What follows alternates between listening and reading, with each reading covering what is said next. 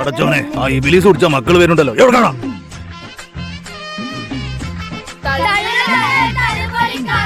പോയടാ ഇബിലീസിങ്ങളെ നിങ്ങളല്ല കൂരിട്ടം കേട്ട കുട്ടികള് ആരാ അവിടെ കുത്തിയിരിക്കണത് പഠിച്ചനാ തള്ളുകാക്ക വരുന്നുണ്ടല്ലോ. ഇനി നല്ലൊരു തള്ളു കേൾക്കാം.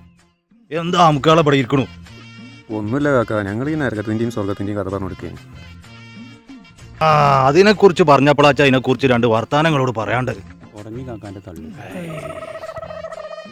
പണ്ടേ അബ്ദു പരലോകത്ത് പോയിട്ടേ ഓന്റെ നെന്മയും തിന്മയും അളന്നു നോക്കുമ്പോ രണ്ടും ഒരേ മാതിരിയാണ് വന്നത്. അപ്പൊ പഠിച്ച ഓനോട് പറഞ്ഞു, സിറാത്ത് പാലം ഇങ്ങനെ കാട്ടിക്കൊടുത്തിട്ട് ഓനോട് പറഞ്ഞു ഇജ്ജ് അയിമക്കൂടി ഇങ്ങനെ നടന്നൂടേന്ന്. എന്നിട്ട് നേരെ സ്വർഗത്ത് പോയി ഇറങ്ങിക്കോന്ന് പറഞ്ഞു. അബ്ദു സിറാത്ത് പാലത്തുമ്പോ ഇങ്ങനെ കയറി നോക്കുമ്പോ അടിയിൽ നിന്ന് സ്വർഗത്തുനിന്ന് ആൾക്കാർ കജ്ജടിച്ചിട്ട് അബ്ദു അബ്ദു അബ്ദു ഇങ്ങനെ കജ്ജടിച്ചപ്പോ അബ്ദുവിന് പിരാന്തായി.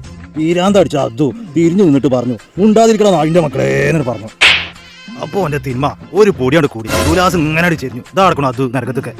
നിങ്ങൾ പോയിക്കാണി കാക്ക തള്ളാതെ. ഇത് ഉണ്ടായതാ മക്കളെ, നിങ്ങൾ വെറുതെ പറയാൻ നിൽക്കണ്ട. ഉണ്ടായതോ ആണെങ്കിൽ വിശ്വസിച്ചാ മതി. ഞാൻ പോകാം. നിങ്ങൾ പോയിക്കാണിയാക്കെ അയാൾ പൂട്ടാൻ കൂടെ തള്ളാങ്ങായി തള്ളി അങ്ങോട്ട് മറിച്ചാണ്. കള്ളു കുറച്ച് ഏറിയോ?